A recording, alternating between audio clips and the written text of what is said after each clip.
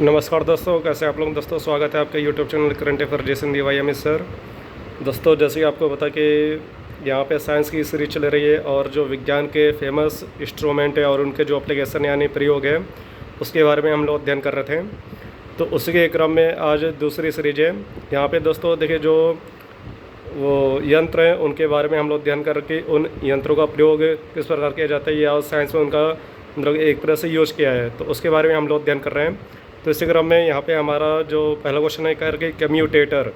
Commutator क्या करता है, तो यह विद्युत धारा की जो दिशा यानी डायरेक्शन उसको चेंज कर देता है। यह विद्युत धारा की दिशा बदलने वाला यंत्र है, यानी जो हमारा एक तरह से इलेक्ट्रिसिटी यानी कि जो हमारे घरों में विद्युत धारा सप्लाई होती है तो उसकी डायरेक्शन है यानी चेंज करने वाला यह यंत्र है। फिर एक कंपास बॉक्स, ये बहुत ही ज़्यादा MP है, इसको आप स्टार बना सकते हैं। ये एग्जाम में काफ़ी ज़्यादा क्वेश्चन पूछता है।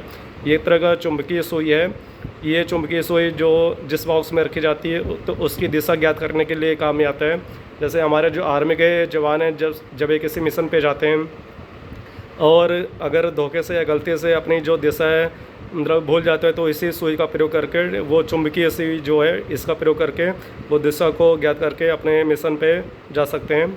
फिर एक क्रायोमीटर क्या करता है, तो यह बहुत ही निम्न ताप को मापने वाला यंत्र है। निम्न ताप का अर्थ है एक तरह से 0 डिग्री सेल्सियस हो गया। देखिए आगे लिखा भी है, जिससे ये 0 डिग्री सेल्सियस के आसपास का जो ताप है टेम्परेचर उसको माप सकता है।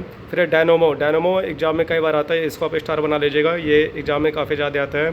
यह यंत्र यांत्रिक ऊर्जा को यानी जो मैकेनिकल एनर्जी है उसको विद्युत ऊर्जा में परिवर्तित करने के काम आता है।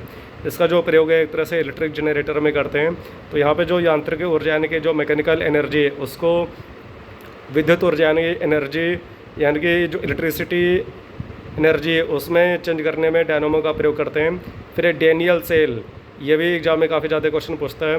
यह किसी विद्युत परिपथ में जो डायरेक्ट करंट यानी कि जिसे शॉर्ट में हम लोग DC बोलते हैं, DC की जो प्रभाविता है उसको मापने वाला उपकरण है। फिर डेंसिटी मीटर, अब देखिए यहाँ पे लिखा है डेंसिटी का एक तरह से हिंदी में अर्थ है कि घनत्व है।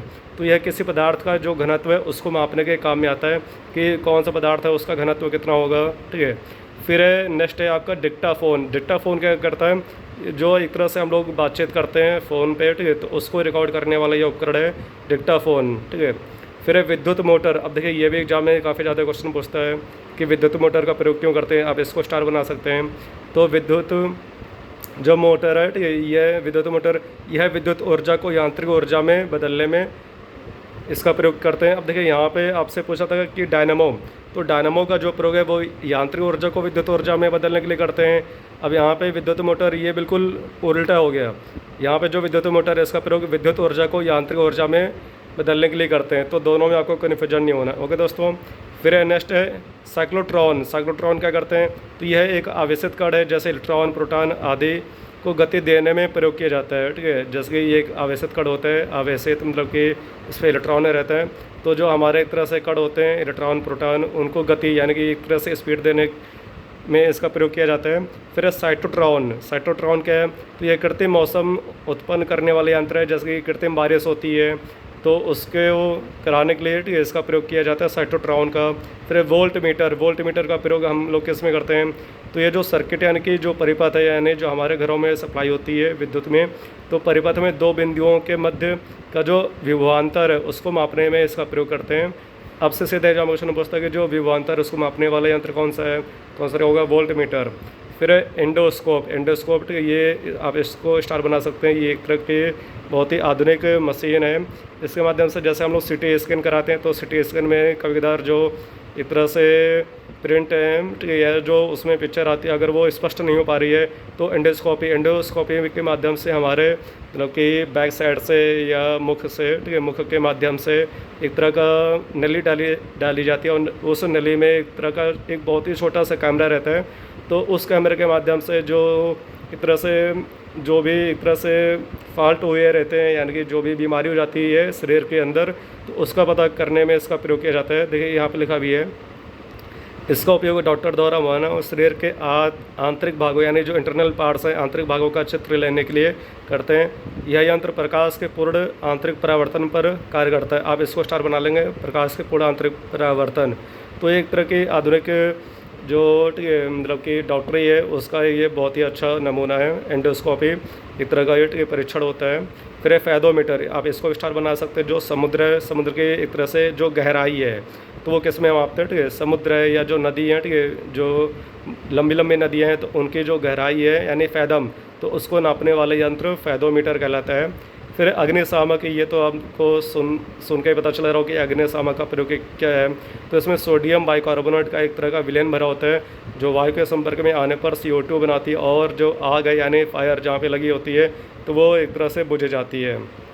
तो अग्निशामक यही है, जैसे अगर कहीं ठीक है बड़े मात्रा में अगर कोई आग लग जाती है, ठीक है, तो वहाँ पे फायर ब्रिगेड को बुलाया जाता है। तो फायर ब्रिगेड ये जो अग्निशामक है तो उसमें एक तरह का सॉल्यूशन होता है सोडियम बाइकार्बोनेट, तो उसी को ठीक है ये लोग मतलब कि छोड़ते हैं और ये वायु के संपर्क में आने पर CO2 यानी कि कार्बन डाइऑक्साइड बनाती है और जो फायर है वो एक तरह से बुझ जाती है।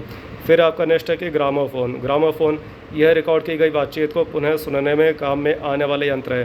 जैसे कि रिकॉर्ड करने में जो यंत्र उसका नाम है डिक्टाफोन, जो हम लोग बातचीत करते हैं उसको रिकॉर्ड करने में यंत्र, देखिए अभी आपको ऊपर बता दो डिक्टाफोन, ठीक है। तो डिक्टाफोन का जो प्रयोग है वो किसी कि मतलब कि जो बातचीत है उसको रिकॉर्ड करने में काम आता है, इन उसी बातचीत को पुनः सुनने में यानी कि दोबारा सुनने में जो यंत्र उसका नाम क्या है, ग्रामोफोन है। ओके दोस्तों, फिर आगे बढ़ते हैं हाइड्रोमीटर, इसको भी आप स्टार बना लेंगे।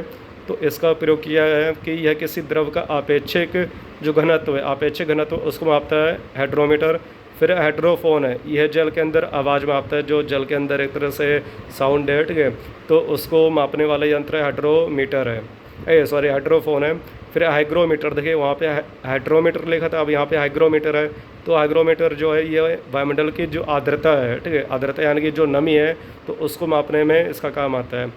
हो गया दोस्तों, तो इस प्रकार से हम लोगों ने टोटल 19 जो क्वेश्चन है उसके बारे में हमने अध्ययन किया, ठीक है। आई होप आपको ये वीडियो पसंद आई होगी।